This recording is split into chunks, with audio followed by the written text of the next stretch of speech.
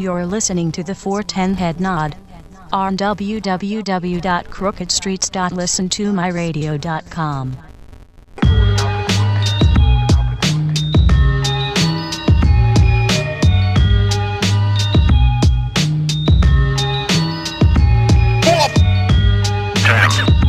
Head nod, head nod, head nod.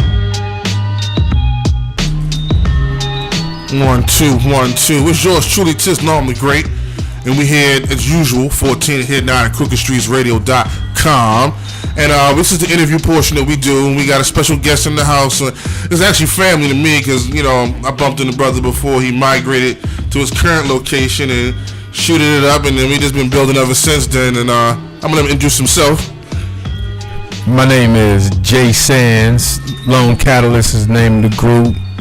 Pittsburgh, Pennsylvania is definitely in the building. Pikesville, Ohio. Hip hop music, positivity, creativity, all that's in the building. That's what's up, man. So I'm glad you could come through. Yes, sir. Take your time out of your schedule to come to 410 Headnod. For those who don't know, well, you already said Pittsburgh, so I'm assuming that's your hometown. Yeah, I was born and raised in Pittsburgh. Yes. So what got you into hip hop beyond the cliche of I heard a rapper and I wanted to rap too? I was break dancing, breaking. Okay.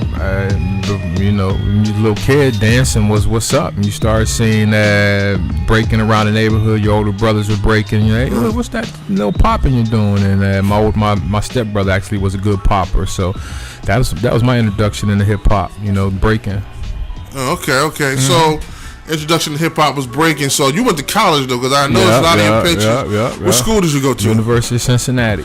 Now, is that where the hip hop blossomed as far as doing shows and recording, or were you recording prior to that? No, actually, that didn't start till after college. I was actually working. I was the manager of a transportation company, so I was working 9 to 5, 40 hours, suit and tie every day, and trips to New York made the hip hop blossom, but I've always been a person that once I figured out you could put a box next to another box, play the beat on the one box, and press record on the other box, and I could hear my voice over the beat, then I've been recording since then. You feel what I'm saying? So I've always been recording music, making demos since the early 90s, but as far as actually getting the cha-ching for it, that didn't start till the late 90s.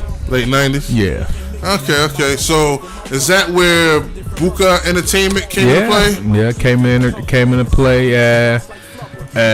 Got it basically kind of where they say the horses or the wagons before the horse. We got the deal. We got the people ready to cut the check for the budget, but we don't even got a company or a business name, So on the spur, what name we want to use, and boom, Buka just happened to be the name that we chose for a DJ that was actually locked up at the time. That was J. Rawls' best friend. Right. So that was just made the most sense.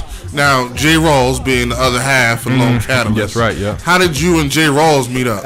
Just a friend from school told me about, because J. Rawls is younger than me. J. Rawls maybe 4 years younger than me. So he actually hung with one of my good friends' little brother. And they were like, yo, this dude in Ohio, this dude in Columbus, he make beats, boom, boom, boom, hang with my little brother. And I went over there one time and I was freestyling. Then we happened to go to college together too, and that was just something I did on my free time. He would come pick me up and take me over his crib. He had a 4-track and he had beats, so that's where I honed my skill of just not only writing songs, but learning how to present myself in front of a microphone and learn about using more than one track, recording and things of that nature. Oh, okay. So now you've had the opportunity to work with some big name artists, from Talib to Pete Rock to Dilla. Like, what is one of your most, your moments in hip hop where you ran into somebody that you, I don't want to say idolized, but maybe listen to when you were young that you really thought was dope, and then now you got in the game like, oh shit, that's any moments like that? Man, shoot, MC Hammer. You serious? You met MC Hammer? I didn't even meet him. He was at a birthday party I was at in New York, and it was real cool because there's a lot of people in the house, and MC Hammer, like people were dancing and started had like a little circle cipher where people were dancing and they were trying to geek Hammer up. Hammer was like, nah, I ain't dancing. And all of a sudden he'll jump in there, do a little move, he'll jump back out like, nah, I'm cool, I ain't dancing, you know what I mean? Right. He'll jump back out there again. So that was a surreal moment of actually seeing MC Hammer get down in front of me, you know what I mean? Right. And interact with the regular people who were dancing. So that, I mean, that's probably, that might be the most famous dude, I think, as far as I mean, new dudes. I met a few of them, you know, ASAP, Rocky, real cool. All shout out to all the ASAP mob, and you know, there's a lot of young rappers out of Pittsburgh that are real famous, you know. But I've never met those guys, but you know. Last weekend in DC, they had the Macklemore show. I was down there kicking it with them dudes that live, and it was off the chain. Yeah, Black Thought. I've met Black Thought a couple of times before, but still being around a guy like that is inspires as well. Like, okay, yeah, these is real dudes, you know. So Dice Raw, you know. And the thing about it, the choice of music that I've always followed isn't really the mainstream stars, you know what I mean? So it might be me meeting a large professor, it might be from one of these kids meeting a Justin Bieber, you know what I'm saying? Right. It's always been like that, you know. I've never followed the trend as a fan where I'm going to just, you know, everybody like the Ghetto Boys while I like Tribe, or everybody likes NWA, I like KMD, you know what I mean? So but I've been blessed to meet so many different dudes, man, and some of them become real good friends with, you know. So I treasure those moments, man. That's good. So you being an MC, when you write your rhymes, is the beat first or is the rhyme first? Don't matter. Don't matter. It comes how it comes. I'm a father, so I only get a little bit of time to do this. So when I do it, it just whatever's in front of me, you know, and I just pick it up and try to build with it, whether it's a beat, a lyric, whatever. It's just all about trying to create something. So it's not no plan behind it. Most of the time, I might have a beat in front of me. I don't know, but maybe I'll hear something, or maybe I'll write something to somebody's instrumental. I mean, there's nothing uniform about what sparks creativity with me. It just happens. It's a necessity. I gotta create things. So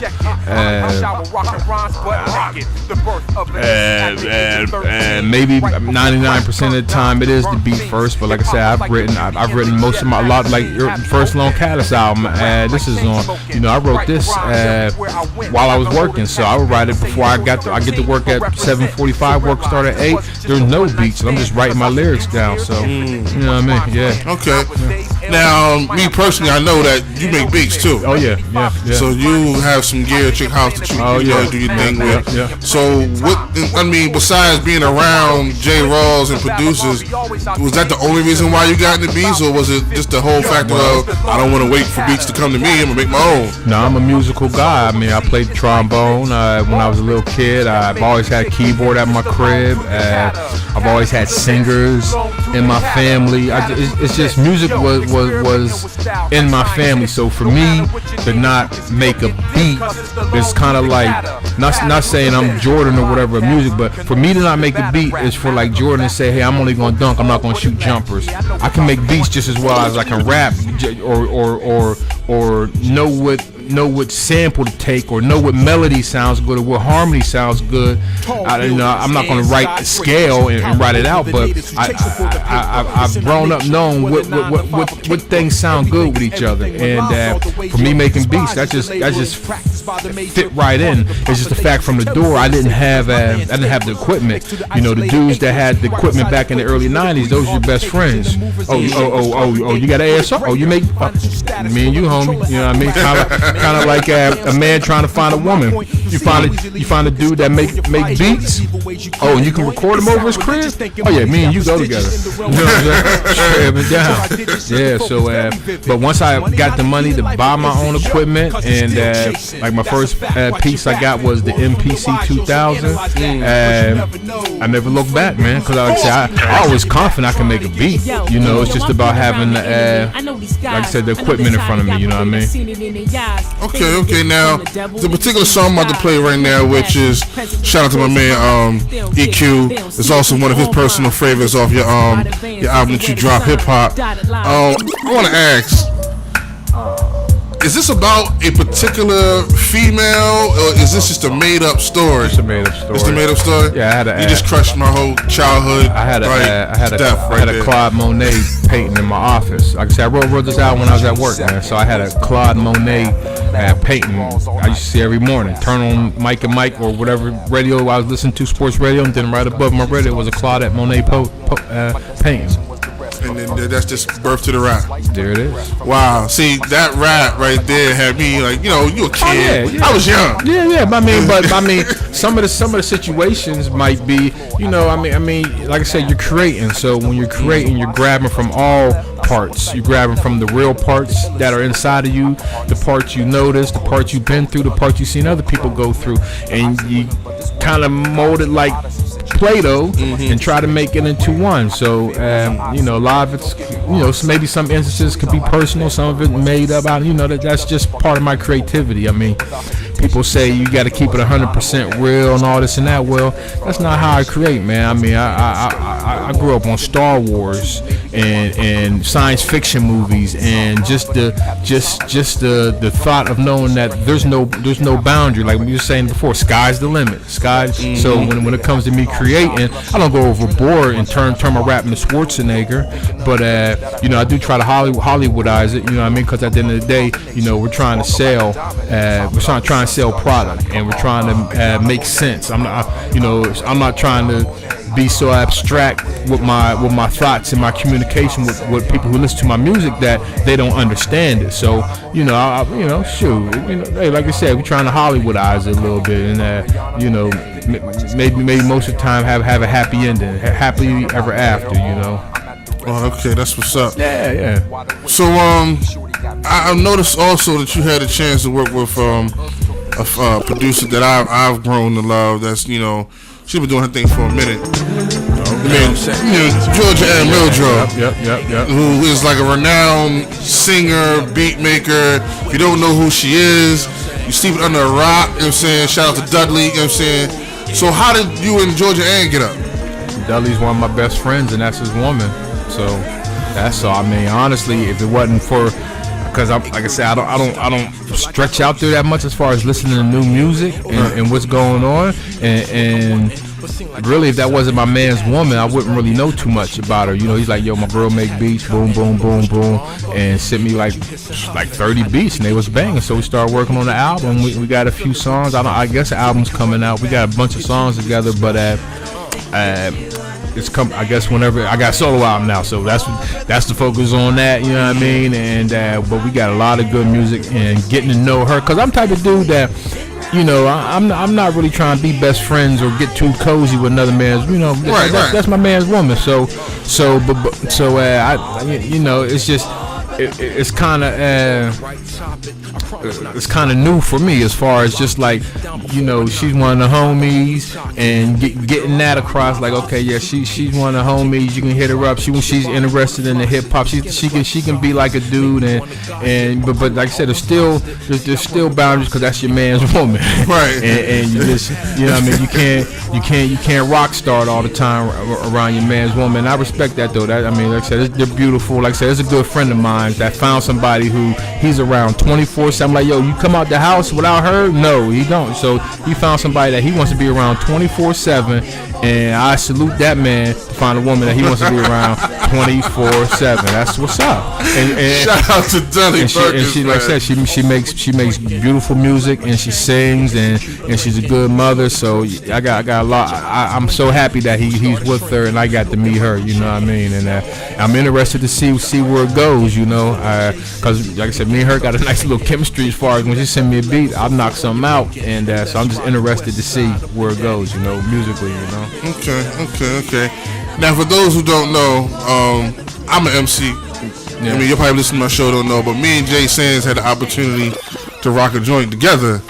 by this producer named Robert DeBron. Okay, yep. Now, that helped my career. Okay. I'm not going to front because just being on the song with Jay Sands and the Jay Sands fans coming, and then Robert DeBron, he actually put this song out. And it actually got reviewed, and it actually got some serious plays. And buzz was created across this song. How did you even meet up with Robert in the first place? His label put out the last Long Callous album in Japan, and they hit me up like, hey, you want to do a song with the artists we're putting out? And that's how I've never heard of Robert DeBron before. And matter of fact, I didn't even know the song was getting played till you hit me up. I didn't know nothing about it, you know what I mean? And but it's dope, man. It's dope. Media Factory's a label, so that's how it happened. You Madness is on it, and hey, brother, shoot, you know, like I said, hopefully, what my main concern about this song is that since it got some notoriety, some downloads, some spins, hopefully the counting, you know, hopefully that steps into play, you know. Yeah, it'd be nice to see something arrive at the doorstep. But it's definitely dope. So I hope to do more work with the label, man. I would like to, you know. I'm knocking on the door. Goon Tracks, I'm knocking on the door all the time, you know. Yeah, Goon Tracks definitely does put out some good quality music, and they got Japan on lock when it comes to when they drop something. So if you over there, you know who Goon Tracks is officially. Yeah. You know what I'm saying? My man Huss, got to work with him a few times from DigiCrate. Oh, okay. He doing this thing as well. But what you got going on currently? I got some joints that you sent me that I want to play. Yeah. One of them I already played in my mix earlier. Okay. You know what I'm saying? But you know, I want to play this joint called Donna. Is that am I pronouncing that right? Yep, Donna. Yep. So what's the science behind this joint? It's the introduction to Jay Sands as a solo artist. This is Donna's what it was with me. Before I moved down here, you know, I was just a rapper, you know, being in the hood all day. My cousin washing cars, chilling down the way, drinking on the corner, rolling up, whatever, playing the game of Madden, whatever. We at the spot, and then after we down there chilling all day, we go to our bar. Our bar is Arts and Strip District. You know, not everybody goes to Arts. You gotta be a certain type of smooth individual to be up in Arts, you know. I mean, it's free to get up in there, but I didn't see people get popped outside of Arts, you know what I mean? So not everybody's gonna be up in Arts, but that was my thing, you know, hang out in the hood all day, boom. Then I had a nice little condo spot way out in the suburbs in Pittsburgh. So that was my thing, man. I used to go to be in the hood all day with my cousins, whatever, boom. Then we go to Arts, whatever, get twisted, or go to the hoop game or whatever, boom, summertime. And then hey babe, what's up, you wanna ride the South Hills with me? Boom, take them on that scenic view. Right. The scenic view. After they took that long trip, it's a wrap. So that's all it is. One night of love, you know what I mean? And my girl Kendra Ross, she's from the neighborhood that I used to live in, out in the suburbs in Pittsburgh. But she's in New York. She does a lot of work with Quali, and she has her own little solo career that she's doing. And she's actually a music business executive for one of these big labels. Kendra gave me a deal, and shit. But this is the single that I'm hopefully gonna get a video. I want to shoot a video for this over the summer, but it's just so hard because the song's based in Pittsburgh. She's in New York, I'm in Baltimore, but we want that Pittsburgh backdrop. So actually we're supposed to shoot over Thanksgiving, but they had a snowstorm in Pittsburgh, so that we can't shoot a summertime love song in the winter. So you know, but it's the single that I'm going with my album, you know what I mean? And you know, it kind of fits the singer, rapper, nice smooth beat, you know what I mean? Hopefully somebody want to dance to it, you know what I mean? And my man LF Days from Philadelphia, and artist that I've worked with, one of the best producers I ever met, and he made this beat. And yeah, man, we're gonna see. It's gonna be on Wax in January, along with Never Look Back with my boys Mood and Drez from Black Sheep, and Take the Money and Run with Nature and Royal Flush on it. So it's gonna be a 3-song single. Speaking of Take the Money and Run, we're gonna let this play out for my listeners, because I played this earlier. But this joint right here, he's jumping right now. Big up LF Days made the beat. Okay. Days won like 50 stacks in the Loud Records rap battle a few years ago. You know what I mean? Okay. So he's a rapper, but he make beats too. Riding dirty, NY plates, out of state for the date, grape in my face. Keep a smoke with the heater low, low when I see the folk. Suspended license with felony indictment. Rap game road warrior for the